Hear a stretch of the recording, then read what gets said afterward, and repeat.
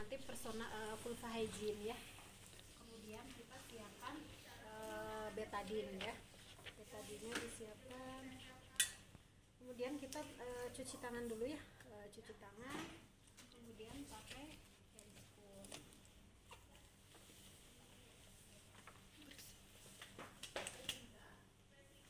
Handscoonnya steril ya, ini ceritanya pakai itu ya. Oh, berarti Bu nanti mah prinsipnya steril. Steril ya. Soalnya dalam ya Bu ya. Iya. Kalau yang ini mah boleh ya. Dan ini makan di bagian atas, yang ini aja. Ini sebelumnya kita vulva hygiene terlebih dahulu ya, seperti biasa ya. Kalau vulva hygiene kan yang sama ya, yang di Pempis KD juga ya. Sama kita pakai kapas sublimat ya. Terus pakai cairan antiseptik ya. Biasa ya, labia mayora, mayora kiri, kemudian minora kanan, minora kiri ya, minora kanan, kemudian dari klitoris sampai ke anus ya. Kemudian setelah itu kita melakukan pemeriksaan dalam ya. Ini kan masih ini ya, steril. Kemudian kita masukkan ini betadine ya. Betadine kita celupkan 2 jari ya, jari telunjuk sama jari tengah. Nah, caranya itu untuk pemeriksaan dalam itu kita jari telunjuknya itu nekuk ya. Jadi jangan gini terus masuk ya. Pakai ini dulu, terus nanti pas di dalam ininya keluar pelan-pelan ya. Dilurusin pelan-pelan. Tangan yang satu lagi di atas ini mendorong di fundus ya, ditahan ya. Kalau misalkan nanti tangan kita masuk ke sini kan biar nggak goyang-goyang, nanti biar ketahan di sini. Jadi ini kita tahan di sini di fundus, kemudian masuk ke dalam ya. Kita selusuri di area vagina, masuk ke dalam, biasanya agak turun ya. Kita ikuti arah itu vaginanya ya. Kemudian kalau sudah masuk, kita baru yang tangan satu lurus ya, tangan jari yang telunjuknya diluruskan ya. Baru kita di dalam dicek ya, dicek di area vaginanya ada tidaknya hambatan di jalan lahir ya. Misalkan kayak ada benjolan atau misalkan ada jaringan parut misalkan ya, ada tidaknya robekan misalkan ya, di situ dicek sama kita ya. Kemudian setelah vagina dicek, kemudian masuk lagi ke dalam, kita akan menemukan serviks, mulut rahim ya. Mulut rahim itu apa yang dicek ada 3. Yang pertama penebalannya ya, sudah tipis atau belum. Biasanya semakin bertambahnya pembukaan atau semakin mendekati persalinan, nanti serviksnya akan menipis ya lama-lama. Kemudian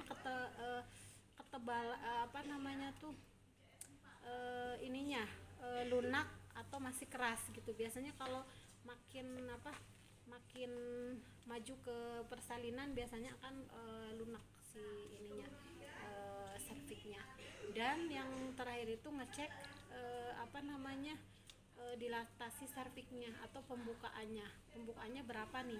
Nah, cara ngecek pembukaan itu kita cek dengan, kita kan nggak bisa kira-kira ya di dalam tuh kita jadi jari kita di luar juga main, misalkan di dalam tuh segini kira-kira pembukaannya, oh berarti segini. Kita bisa ngecek, oh segitu mah kira-kira 3 cm lah gitu ya.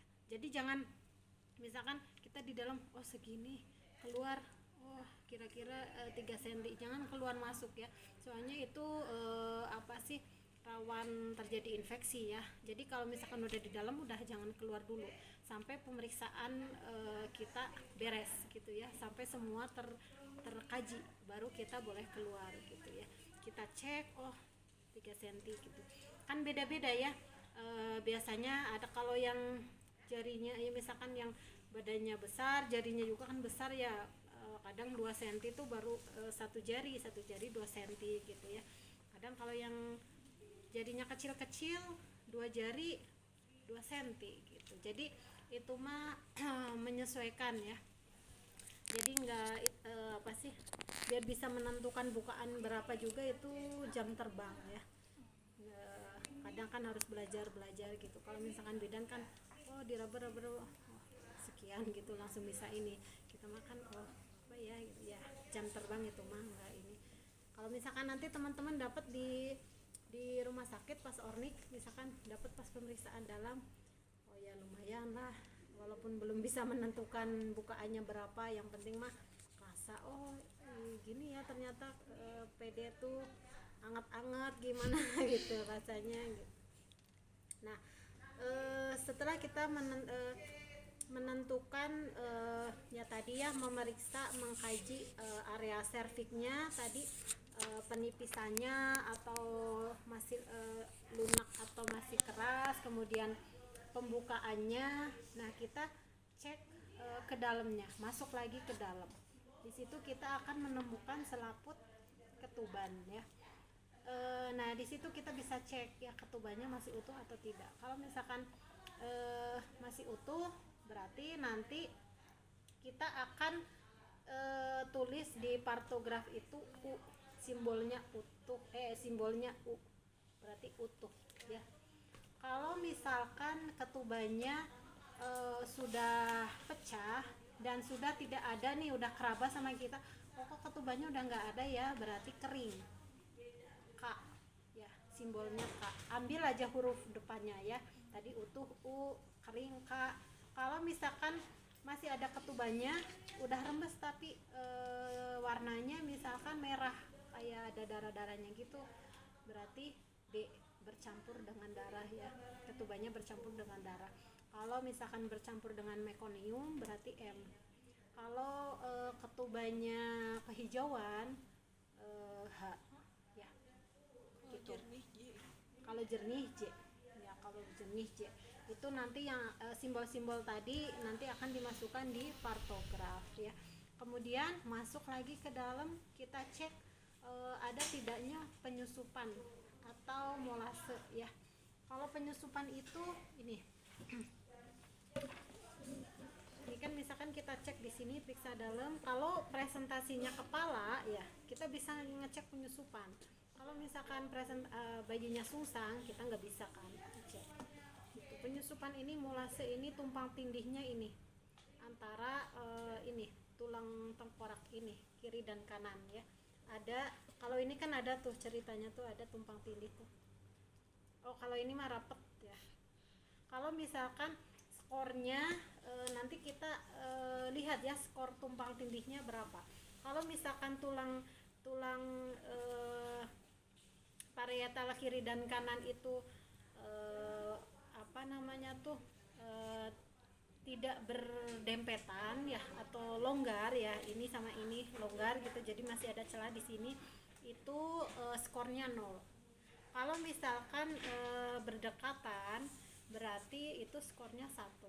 Kalau misalkan ada tumpang tindih nih kiri dan kanan, salah satu gitu ya misalkan, tapi sama kita tuh pas periksa dalam masih bisa masih bisa dipisahkan, berarti 2 skornya.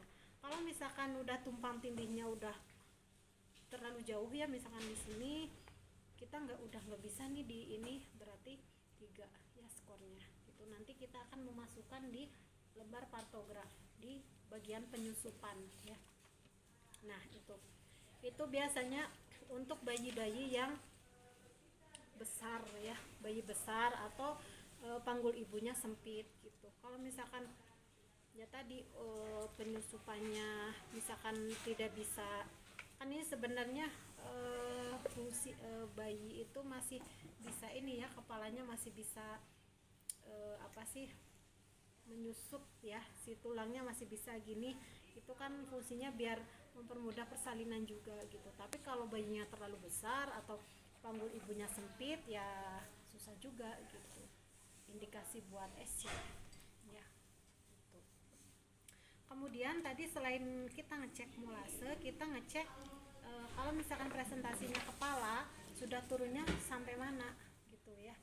Tadi kan bisa dicek, tadi kan kita pemeriksaan di luar itu ada Leopard ya 1 sampai 4. Di Leopard 4 itu kan kita ngecek apa? Masih ingat nggak perlimaan?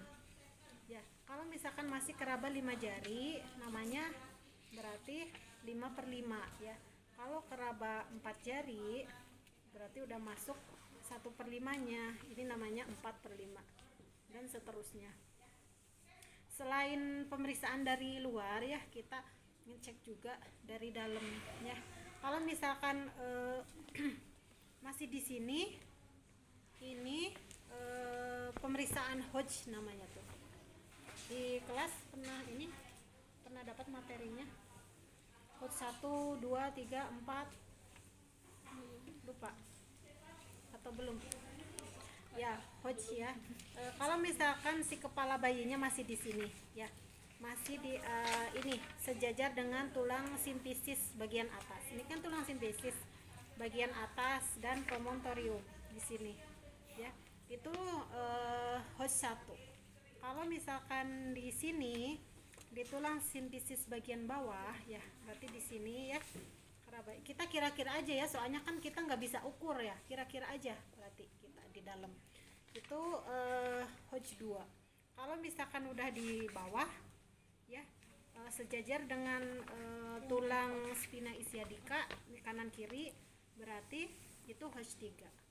Kalau turun lagi udah berarti di sini tulang ekor ya atau oskocygis, berarti itu udah Hodge 4 ya. Biasanya mau udah keluar itu udah mau ini gitu. Itu untuk pemeriksaan turunnya kepala ya. Kemudian setelah itu kita tadi diingat-ingat lagi ada yang kurang atau enggak. Kalau misalkan udah keperiksa semuanya, baru kita boleh keluar ya. Kemudian ya tadi dilihat lagi, kalau untuk bagian ekstremitas kita cek ada tidaknya varises, kemudian kita cek common sense itu ya pas di pemeriksaan antenatal juga ya sama gitu, atau pemeriksaan patella gitu ya, refleks patelanya itu.